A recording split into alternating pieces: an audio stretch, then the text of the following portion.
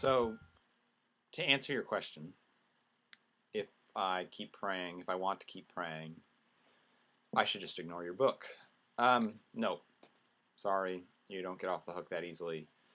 In fact, in my experience, in the conversations that I've had with folks so far, in talking about this idea for the last several years as we were even writing the book, the people who I think understand the most out of the ideas are often those with the strongest personal prayer practices.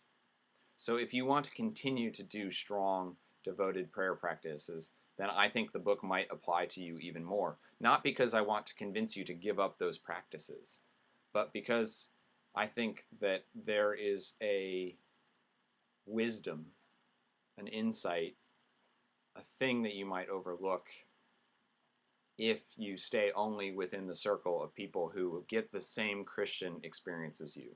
It's the same way that I think that me as a mainline Protestant pastor who's a progressive, who likes to speak pretty openly about my liberal views, should spend time with conservative Christians, to have friends in those conservative circles. It's also the reason that I should spend time with Pentecostals and Baptists. I should find people who have the opposite type Christian experience from me so that I can do my best to genuinely understand them.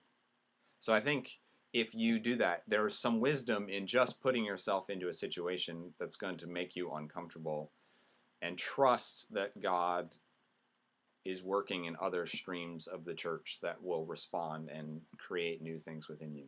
The second is a personal story, really, is here in my church. There's one of my members that I consider to be a dear friend, and he has pretty much read every book with the word prayer in the title of it, and regularly drops me notes about desert fathers and mothers, things and quotes that I love to get and have come across my desk on a regular basis.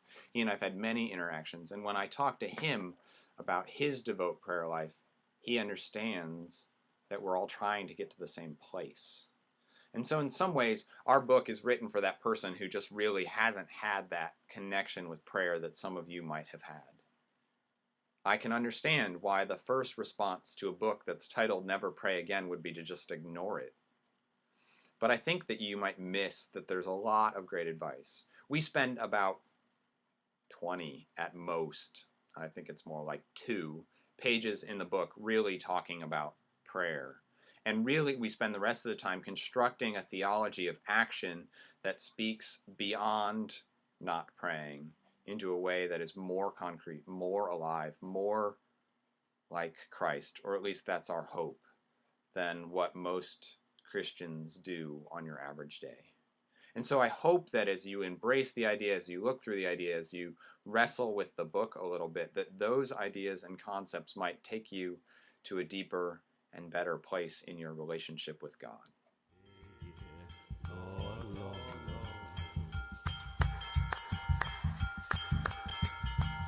Oh, Steve.